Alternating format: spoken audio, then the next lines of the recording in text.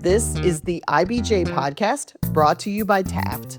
We're coming to you early for the week of July 21st, 2025.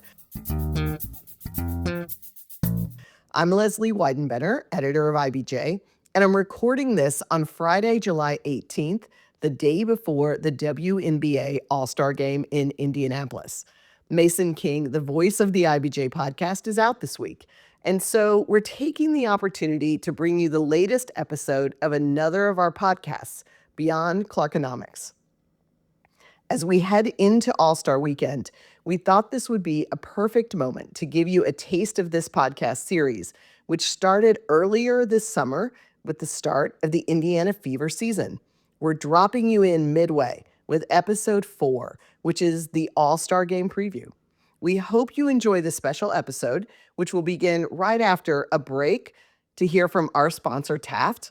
If you enjoy the following episode of Beyond Clarkonomics, you can find more at ibj.com or wherever you get podcasts.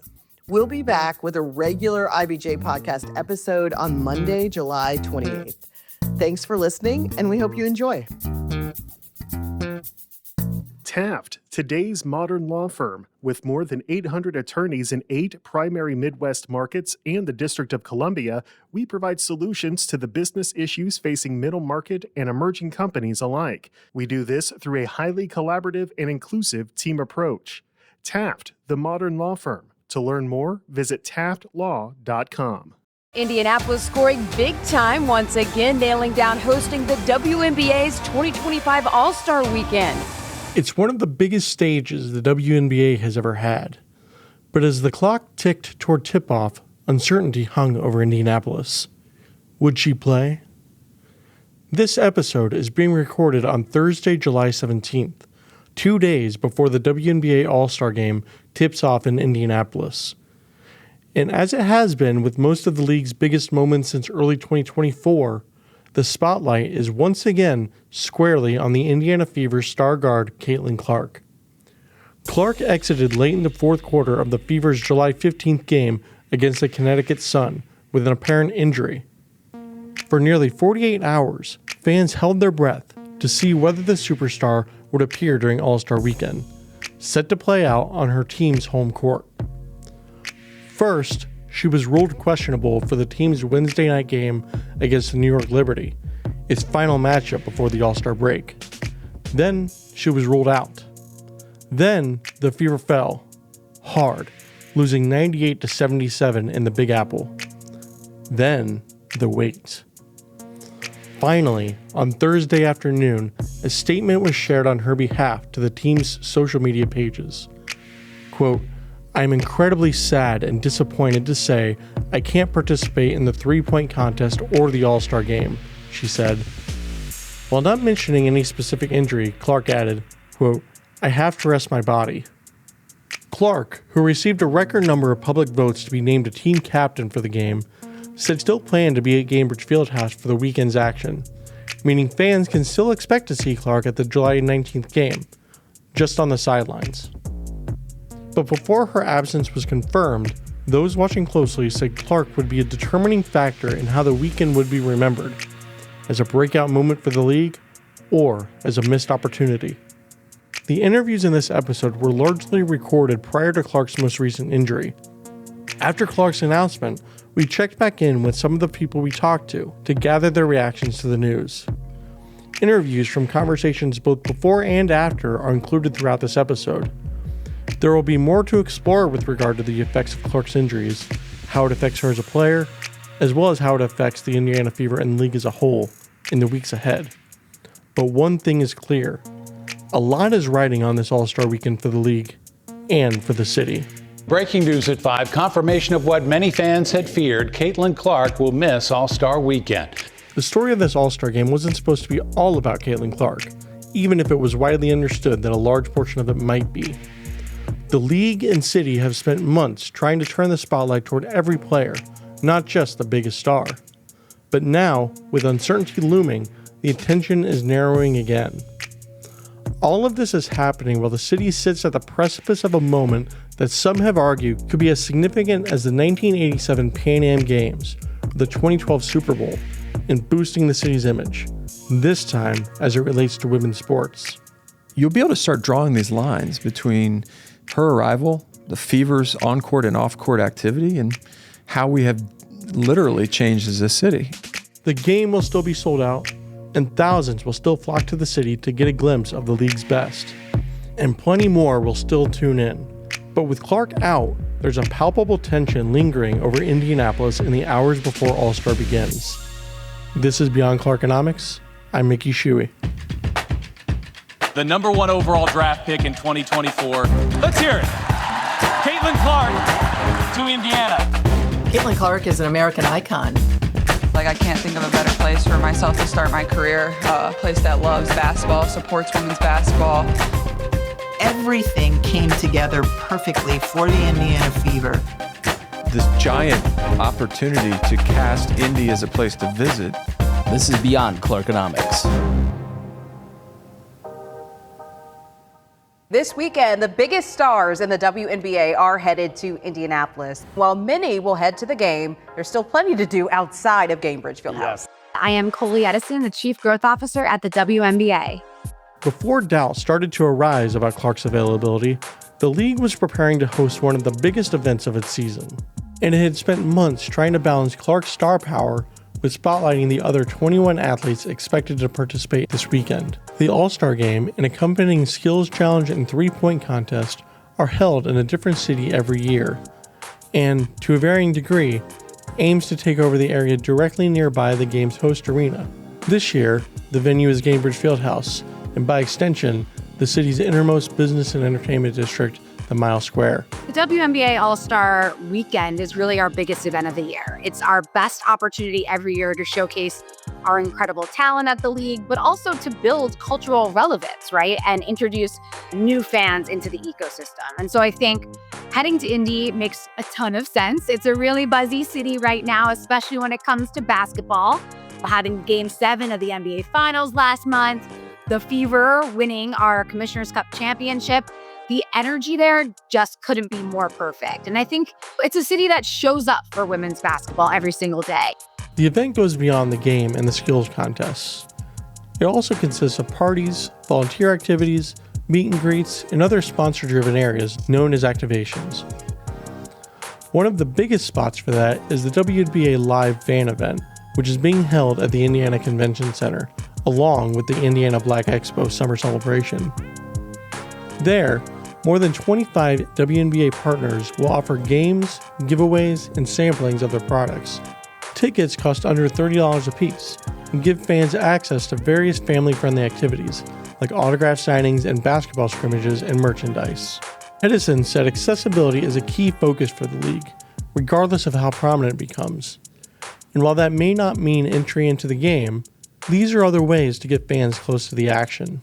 And these are at really accessible prices. And there's going to be a lot of free stuff going on from all week. And so it's great because there's access for young fans who can't get into the game or new fans who don't know about it to experience the WNBA, because it's not just about on court, right? The WNBA is bigger than that.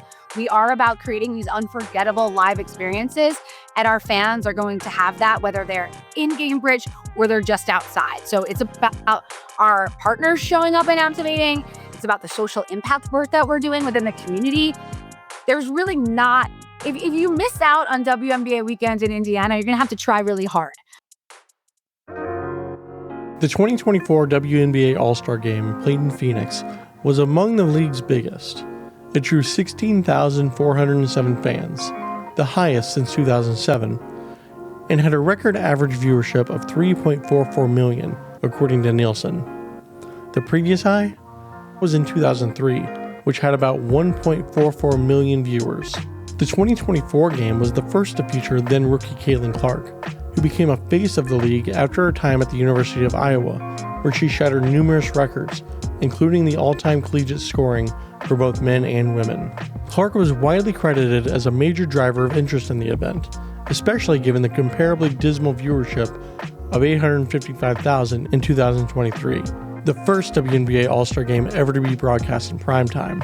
Ken Unger runs Carmel-based sports marketing firm Charge, He spoke with IBJ before Clark's string of injuries. I think it's really important for everyone not only to focus on it from a business perspective, but to truly enjoy it, because this is literally why people work in sports or why fans go to sports, because it means something more than anything else sometimes in our lives.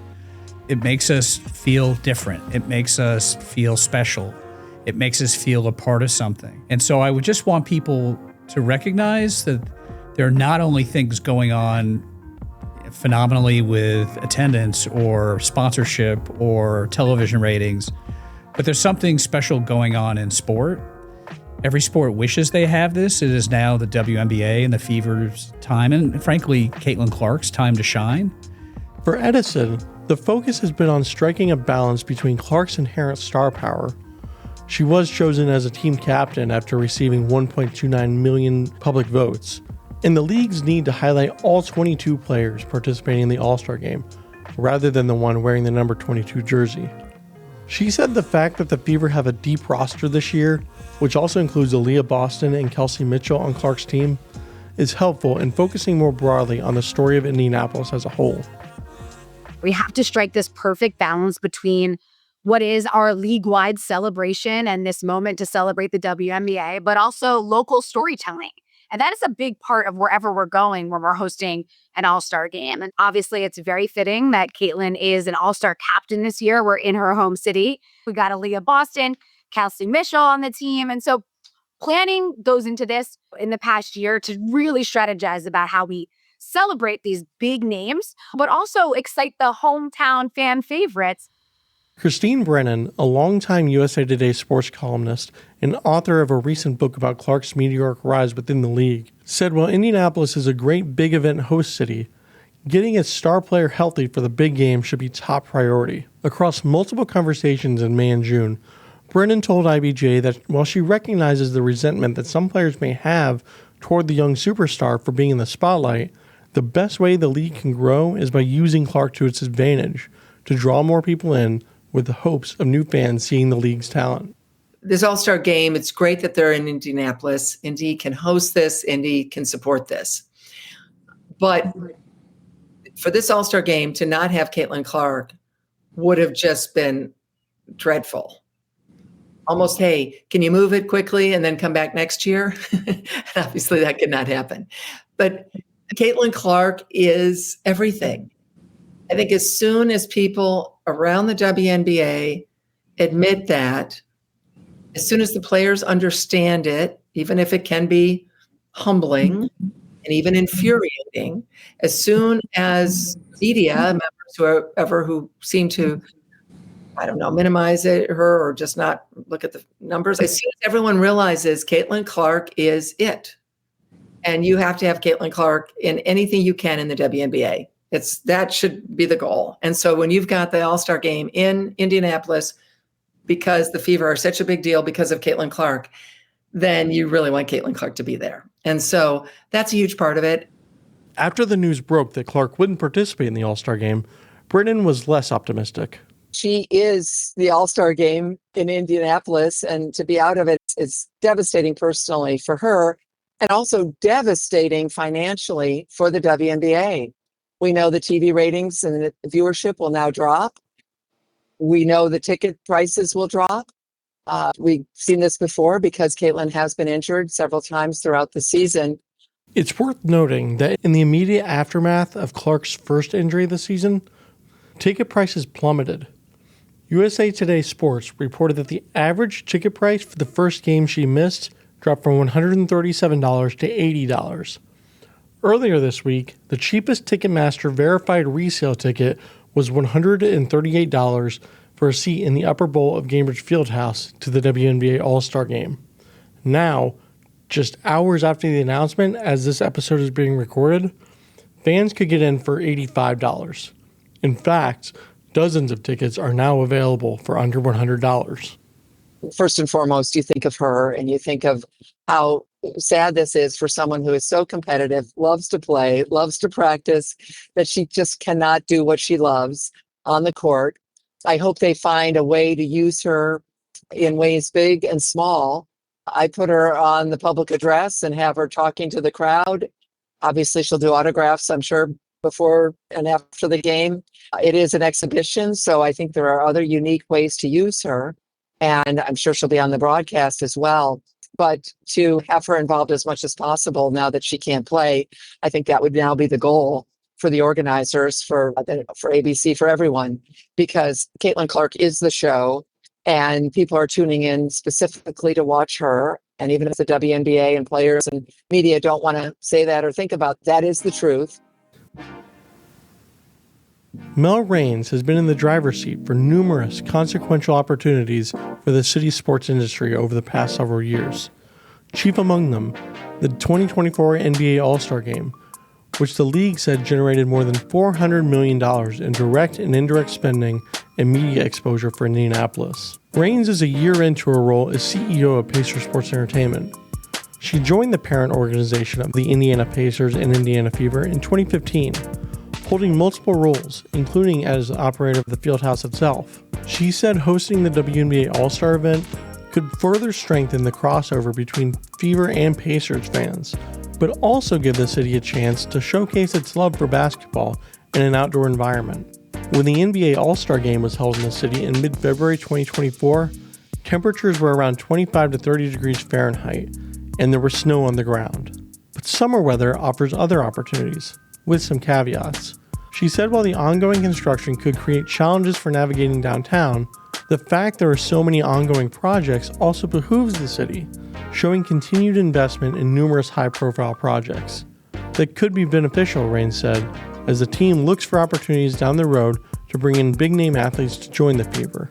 It couldn't be a better time for us to host that WNBA All-Star Weekend, and for a few reasons. One, as we've seen, the Pacers and the Fever have about a 10% ticket holder overlap. I think that will grow in time, but they're really different fan bases. And so I think a lot of the fans that loved NBA All-Star Game will be different for WNBA All-Star Game. So it's a chance for us to showcase the city and the state to a new group of fans that will be coming into town. It's a great time of year to host that. Obviously, February is a little tougher time of year than July. And so I'm excited to see how we can dress up downtown and really show off Indianapolis to the basketball world again. And then for us, it's a chance. The Fever have never hosted, Indianapolis has never hosted this event. And so to show off our city and our franchise to the best basketball players in the world who will one day be free agents thinking about where they want to play. And I think we look at it from a number of different angles, but when the opportunity was presented, we would have been crazy not to jump at it right now. It's a perfect time in our city's history. There's a lot of cranes up downtown. You can see that things are growing here. It's a thriving city and a place that hopefully a lot of players want to come and play when they're next given the chance to come. Unlike the NBA All-Star Game, which saw Indianapolis's hosting duties delayed from 2021 to 2024 due to the coronavirus pandemic, Pacers Sports Entertainment didn't have a long runway to prepare for the WNBA event. In fact, the city was announced as host in August 2024, just 11 months in advance. In most cases, host cities have at least a year, if not longer, to plan for big events. The city was not supposed to host this year's All-Star event at all, but was chosen after another city, which the league and Fever officials have yet to identify, had to drop out. Indianapolis may have been the second choice, but ultimately the best choice to host this summer's WNBA All-Star Game. Raines said from December 2023, when the team received the number one pick in the 2024 draft, the result of a lottery process, they knew it was go time. And by the time Clark declared for the draft the following February, the speculation that she would become the team's newest franchise player had already reached a fever pitch. From that point, the team began talks with the WNBA on how to make the most of the moment offered with the addition of Caitlin Clark, including the possibilities of hosting the league's All-Star Game for the first time. I think the great part about Pacer Sports Entertainment is that we do have this sort of parent umbrella company that is shared services for both sides. And certainly when we drew the number one, we thought this could be really interesting. And our team immediately began thinking about the season differently in December of 23 and how we may sell the building, how we may scale it, and going all the way to the top of the building and not just the lower two levels, what we would activate for clubs, how we would staff everything. And so by the time Caitlin tweeted, I think in late February, early March, we had plans in place. We were running pretty quickly at that point. We were even meeting with the league over NBA All-Star Weekend when they were in town. So we thought this was headed our way, and we had a really good running start. Now, that being said, anybody who could tell you that they knew exactly what was going to happen and how great that season was is lying to you. I don't think anybody knew what it would really be. We hoped it would be as great as it was and that we would gain momentum as the season went, and that certainly happened. And we learned a lot. I've used the analogy here. I think we were hanging on to the rocket ship last year a little bit, and we're driving it this season a little bit better, a lot better, quite frankly. Unger told IBJ in early summer that he thought Indianapolis would have been the right choice to host the 2025 All-Star Game, whether or not a lucky lottery pick sent Clark to the city. You're in this, I wouldn't call it a renaissance, I'll call it a tipping point or a breakout for the entire league. Would you have Indianapolis do it? Absolutely, because you know it's going to be a successful event. Unlike Brennan, who took a more cautionary tone after Clark's absence was announced, Unger doubled down on call with IBJ on Thursday afternoon, adding that while there may be slightly less buzz, the league is still in a good spot. I think that it'll have very short-term impact because the trajectory of the league is now upward. And so I have a feeling if I were to, predict the outcome is I think television ratings will be higher than last year. Fan interest, as expressed digitally and through social media, will be higher than last year. I think obviously there's a tremendous amount of disappointment by her not playing in the game, but I think she has set the table or has helped set the table for success of the team and the league. And I think that you will see that success expressed in the results, both of television viewership and general fan interest. For Edison, there's a lot to like about Indianapolis hosting this year's All-Star event, given its timing with the growth of the league, which is set to expand to Portland and Toronto in the next few years, and has a slate of 3 other cities to which it will expand by 2030.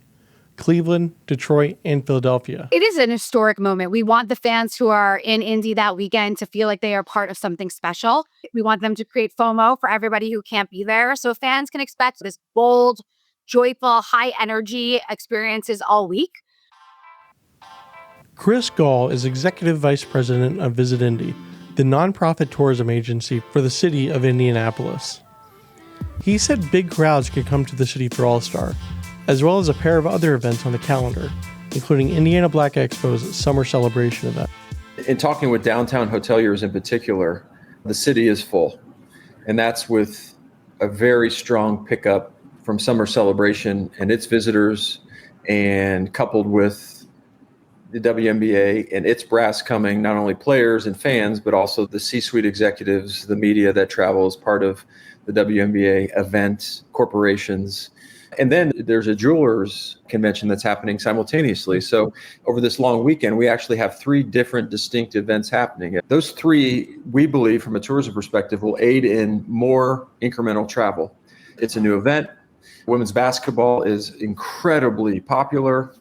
We have, in addition to that, the fact that it's summer travel and kids are out of school and have the ability to move and visit our city. And then with summer celebration and an existing audience and built-in visitor headcount already on the ground, you put all 3 of those pieces together and it feels like we could tip into 85, 90, maybe even 100,000 over the course of the weekend in and around WNBA and its ancillary events. Unger said while WNBA All-Star is less corporate than most All-Star events, about 90% of the tickets for the NBA's iteration generally go to sponsors, media, and prospective partners. There are plenty of opportunities for those looking to do business during the weekend. I think that there's a real opportunity. You've seen the ranks of corporate sponsors for the WNBA grow over time. And certainly the All-Star Game is the chance for corporate partners to come, to be present, to be visible, to have fan events, to have internal B2B events, all those different things. And so I think it's a great opportunity. It's a great opportunity for the WNBA and the Fever It's also a great opportunity for the city, for Indianapolis, because you'll see partners come from all over to be exposed to the Indianapolis brand. And Indianapolis tourism leaders are not passing up that chance. Visit Indy's Gall said the organization will leverage one of the sport's hottest tickets to bring in more than a dozen meeting and event planners. The majority of our VIPs arrive and will get a tour of the existing Indiana Convention Center and meet with its staff and team, and then we'll be able to come into the Visit Indy offices. And we have a room that overlooks the Pan Am Plaza construction site. We call it our Love Indy room because it looks out over our city skyline. And so we'll conduct meetings in there and through renderings, and then also peering out, be able to really showcase how in a few months, really, we'll have an enhanced skyline. And so we'll also walk them along Georgia Street so that you can physically peer out and see and hear construction activity. While the Caitlin Clark factor certainly plays a big role, the biggest really, in being a draw for many of those movers and shakers agreeing to make the trip to the city, Gall said the energy around women's sports could be impactful for those who see value in that burgeoning portion of the sports industry. Women's sports as a whole has so much momentum, in particular the WNBA, and we're the beneficiaries of having the Indiana Fever take to the court inside Gamebridge with Aaliyah Boston, with Caitlin Clark. So meeting decision makers, they're seeking a glimpse of what it's like to be in and around these two superstars that are transcending sports.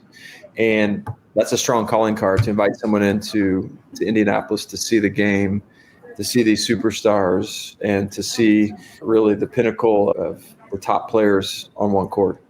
But it's not just Visit Indy that will be doing some entertaining during the weekend.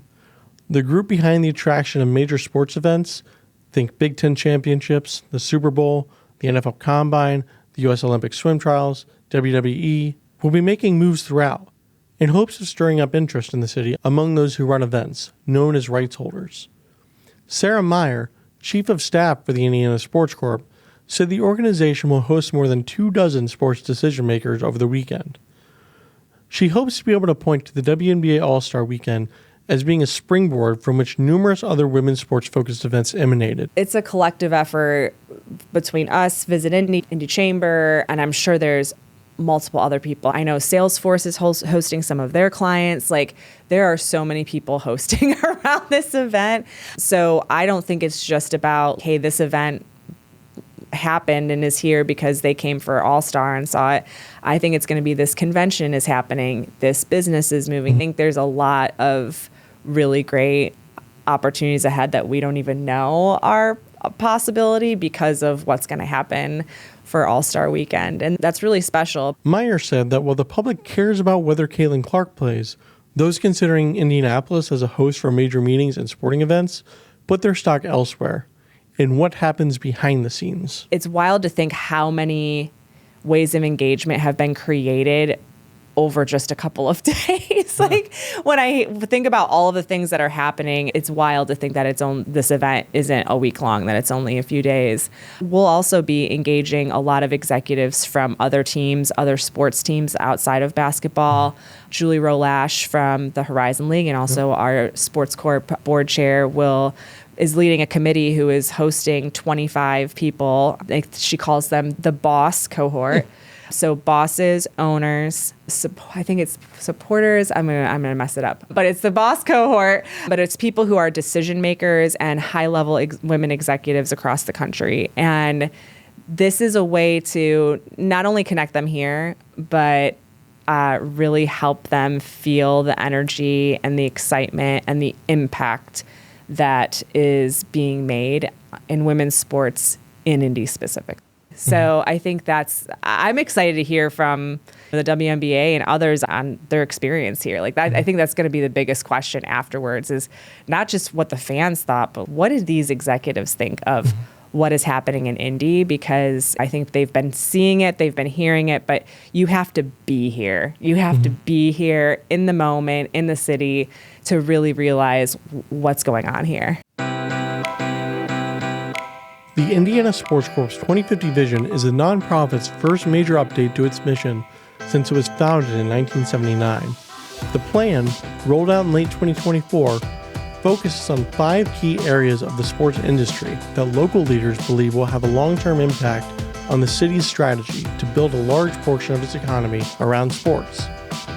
Among them is a strong focus on women's sports. That, Meyer said, is at the top of mind for her and other city officials as they move through the execution of the WNBA All-Star event.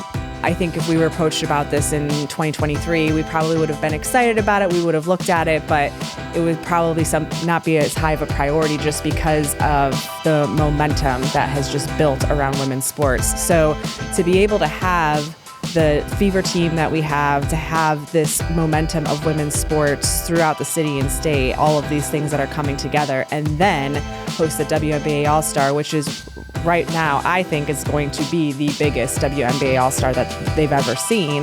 It's really putting all those pieces together in place and knowing to say yes to things at the right time, too. For Mel Raines with Pacer Sports Entertainment, the writing has been on the wall for years when it comes to opportunities that the city has in women's sports. By bringing in what could arguably be the most impactful women's sports event to date, alongside major events like the NCAA Final Four, swim trials, and even the U.S. Gymnastics Championships, the city is creating its own opportunities to be a leader in the space, she said. But Raines added that this WNBA All-Star Game is just the first step in the process of becoming a women's sports mecca over the next 25 years, if not sooner. I'd like to be there faster than 2050. I think having the Fever is certainly one way to do it. Hosting events like WNBA All-Star and Women's Final Four are important, but our female leadership here and developing them to be the next leaders of sports teams around the city or organizations around the city is important. Investing in youth sports for girls, I think, is really important. But how else can we be a thought partner in women's sports performance research and those kinds of things that I think could really set our city apart? I think there's a lot of cities that will have teams and will host events, and we won't get all of them, obviously. But I think there's a couple of areas where we can really set ourselves apart, and we're trying to dig in and see where we can be more helpful than just having the Fever here in town. We need to be more actively involved in that. The All-Star Game is poised to bring thousands of basketball fans to Central Indiana. It will have untold economic impact on the city's restaurants, bars, hotels, and other businesses. But for Sarah Meyer and Indiana Sports Corp, it could have a massive influence on the long-term effort to build the city's sports industry for a new generation. I think it's going to be a huge catalyst. I think we'll reference back to this year and even last year. I think obviously with Caitlin coming onto the Fever, but this year has just been it's just exploded. And so I think that it's wild because when you're planning an event like this one, and I had this experience very much with swimming trials, you are so focused on what's happening and getting everything done and executing at a really high level and making those relationships, making sure you engage with the right people, all those things. But you don't really think about, well, what's going to happen after? We're trying to get the right people here so we can feel the effects after. Yeah. I think we've been more intentional about that with this event than a lot of other events. And it's not just about let's invite the right people so we get more events here. It's let's invite the right people so it pushes this brand, it pushes this narrative, and it makes people feel the impact of this women's sports pillar as part of our vision. The thing that people joke with me about now is, was this a 2050 vision or like a 2026 vision? Because it's moving so fast. Chris Gall with Visit Indy said what's being done by the Fever and the league as a whole will also be impactful for years to come. The arrival of Aaliyah and Caitlin into our community was a big deal, is a big deal. We were unwilling to not fully embrace them as players. We are unwilling to not do everything we can to support the Fever as a team and their desire to leave a positive footprint in our city. There are these demarcations in the timeline of how we have arrived to this current moment. And most will point to the Pan American Games and the work of the Indiana Sports Corps and all of these sporting related events.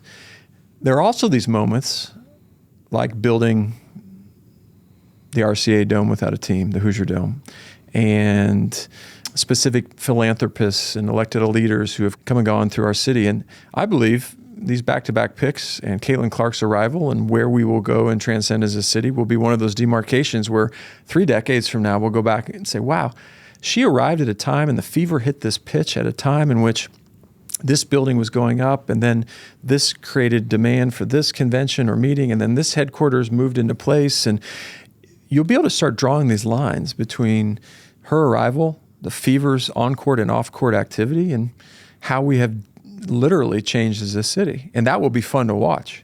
The WNBA All-Star Game, to hear those involved tell it, is an important touch point in the quest by Indianapolis leaders to become more immersed in the women's sports industry.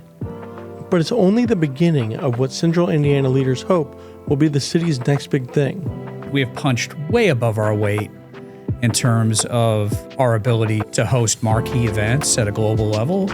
And I think the WNBA All-Star Game will be no exception. For Christine Brennan, the USA Today columnist, there's still plenty of opportunity on the horizon for Indianapolis, even without Clark in the lineup for this game. I think that Indianapolis is already the leader in women's sports. I really do. People are already saying this is the city. They've done it unlike any other all-star city. Next time, we'll take a deeper dive into the women's sports component of the Indiana Sports Corp's 2050 vision and how it's connected to numerous ventures already underway and others in the works. This is not new for us. We set out to capture new business, new momentum, new focus at our city and state. If you look at the signals and trends of what's happened, it makes great sense for Indiana.